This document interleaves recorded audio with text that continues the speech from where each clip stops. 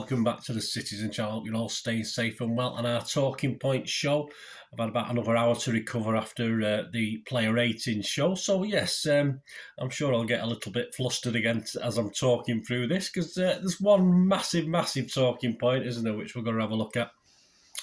So we're going to have a look back at United 2, City 1, of course, on the 14th of January 2023, 12:30 p.m. kickoff. Very disappointing. So we're going to have the match report, stats and facts on this game. Interesting reading, in fairness, as with the player ratings. Yeah, I couldn't really score anyone particularly low, although it was very depressing. It was just one of those games that hinged on a bad decision and 2 or 3 hectic minutes that sort of undid all the good work. Please, if you are new to the channel and enjoy it, please push that subscribe button. Push the bell notifications, great to have you on board. Please spread the word. City past, present and forever, of course. Lots of history stuff normally as well, but while games are coming quick and fast at the moment, obviously the history stuff's on a little bit of the back burner, but I will put those out as and when I can, when I get little gaps to do it. So it'd be great to have you on board. Right, yes, please give us a thumbs up as well. Cheer me up, cheer yourself up by giving me a thumbs up, and cheer me up particularly by giving me a thumbs up. That'd be really nice. Right, the teams, I got 10 out of 11, so I'm happy with that. That's quite good. It wasn't as I won't take the mick about Peps 11. I won't harp on about that. We've done that against Southampton, so I'll leave it as that is. Yeah, the only one I got wrong was Cancelo. Obviously, I had Stones in my team, but I did say if Stones wasn't playing, I wouldn't have minded Laporte playing. But interesting lineup, wasn't it? It was like one of the older lineups that Pep used to play that was usually quite successful. Edison, Walker, Akanji, Aki, Cancelo, Rodri, De Bruyne, Bernardo, Mahrez, Foden, Haaland, and on the bench, Ortega, Phillips, Gundogan, Grealish, Laporte, Alvarez, Gomez, Palmer, and Lewis. And yes, Laporte, I thought might sneak in, but as I say, Cancelo, why not? 9 of that 11 actually started in the 6-3 demolition at the Etihad only, 3 months ago, back in October. Referee Stuart Atwell, I will say, is absolutely as useless as ever, plus VAR, which was, of course, Mr. Michael Oliver. So it was sort of double jeopardy, wasn't it? It was double trouble, that's for sure. He's now ref City 20 times, Mr. Atwell. We've won 15. We've managed to win 15 of them, despite him being in charge. We've drawn 1, and we've now lost 4. And he's shown 31 yellows and 3 reds to City players. He didn't show anything today, though. Anyway, we'll get back onto interpretation and subjectivity when we talk about a goal in a little bit when we do this little match report. Right, on to the match report. Yes, it wasn't the greatest first half, was it? I've not ploughed through and looked back too much at the lineups. Just a couple of key moments I made a note of while I was watching it. 11 minutes. Fernandes dragged the shot wide after Bernardo had given the ball away a little bit earlier. So that was the first, probably the best chance of that first opening encounter. It was a little bit cagey by both sides. In 14 minutes, Cancelo does well to get a desperate last-minute blocking when United looked dangerous again. And on 24 minutes, I think it was the first registered touch for Haaland that I noticed, but his shot was charged down by a couple of defenders on the edge of the box. 34 minutes, I don't know what Edison was doing. He was caught in no man's land. Fortunately, Rashford was pushed a little bit far wide, and he couldn't quite get it back into the box or get a shot on target. Couldn't quite make the most of it, and we got away with it, but it was fairly poor from Edison. He should never, ever in a million years have come for that ball, so that was disappointing. 37 minutes, yes, Rashford. It's all United, isn't it, by the looks of it? Rashford always has legs on Rodri, of course he does, but he sort of gets away, but his last touch was a bit heavy, allowing Edison to at least try and get some of his credibility back as he smothered it. So that was okay, that was fine. It wasn't the greatest save because I think Rashford, just that little one touch too many was too hard, so it gave Edison that ability to smother it and then gather it up.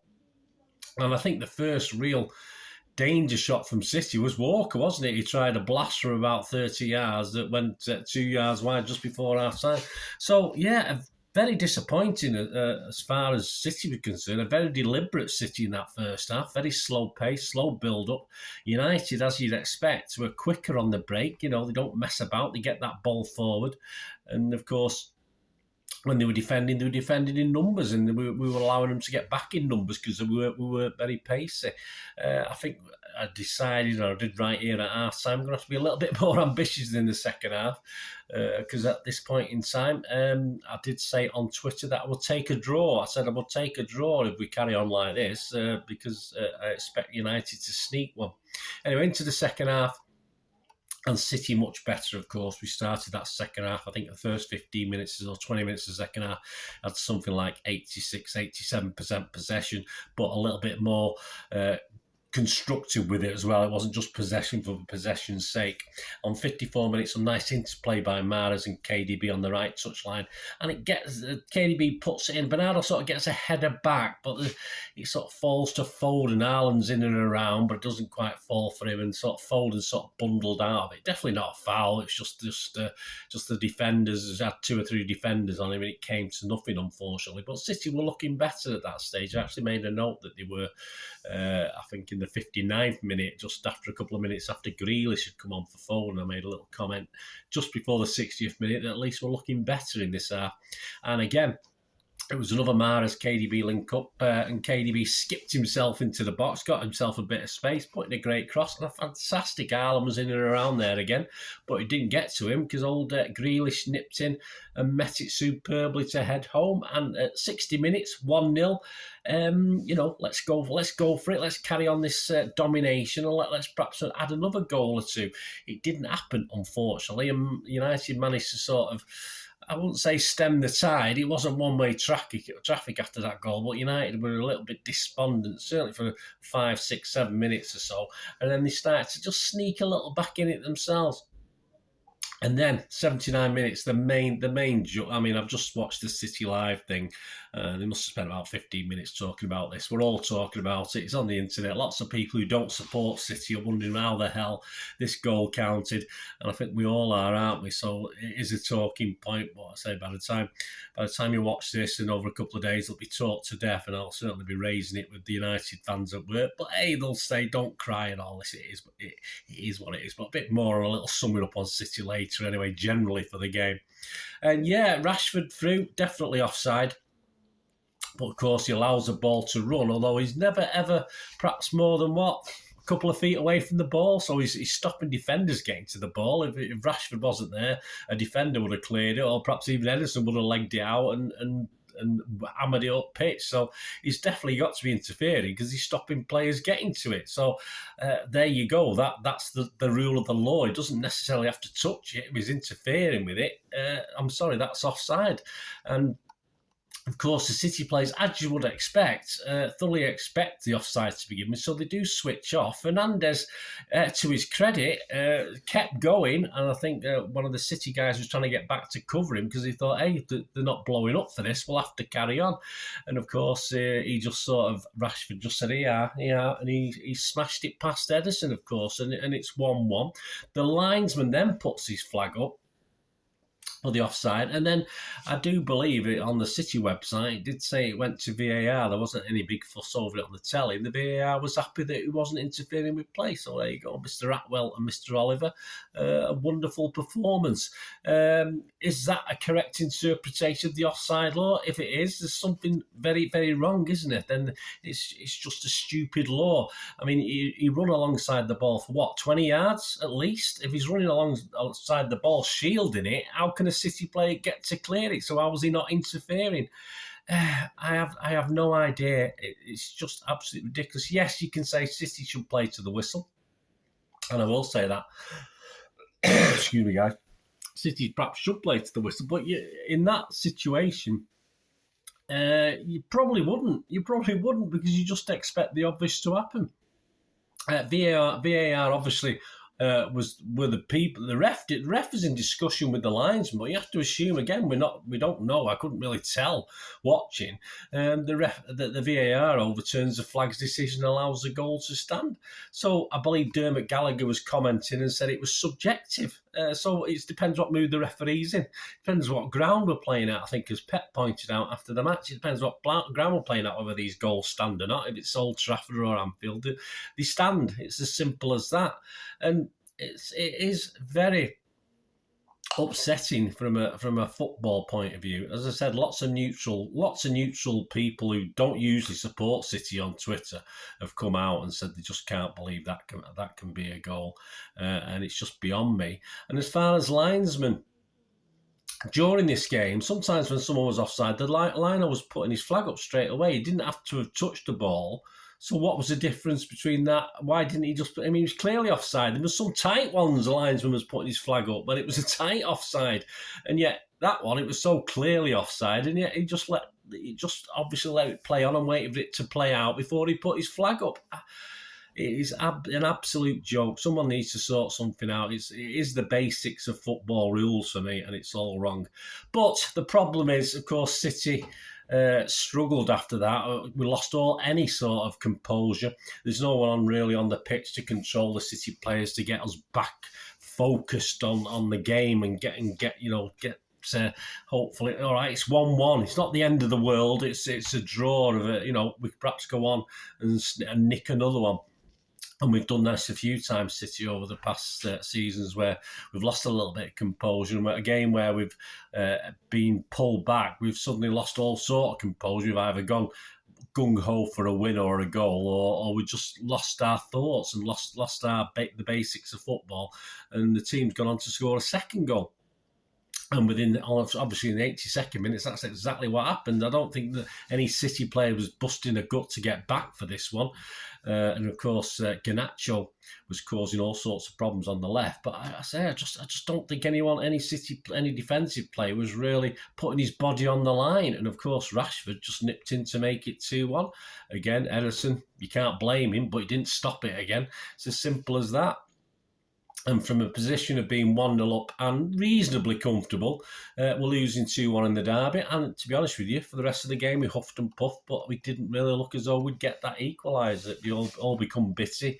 Lots of free substitutions, I think, in the 92nd minute, something like this from United. And they held on for them a wonderful victory, but a bad taste in the mouth, I think, as far as most City fans. If you look at the stats, yes, you'd probably say, United were all right. They probably deserved that, but it's not all about probably stats, is it? You look at the possession, City hammered United, but if you look at shots, United did far better. But the stats say United had 8 shots, 4 on target. City just 5 shots, 1 on target, obviously, which was the goal. We didn't work De Gea enough, that's for sure. Possession, 71% for City, but a lot of unproductive possession.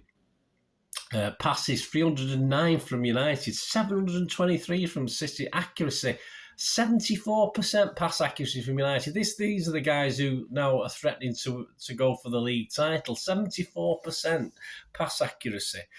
88% from City, which again is slightly less than we like to see. Fouls, 15 by United, 5 by us. 3 yellow cards for United, none for us. Offside, 6 for United, 2 for us. And say most of them were given, even though it was a tight decision. I don't know.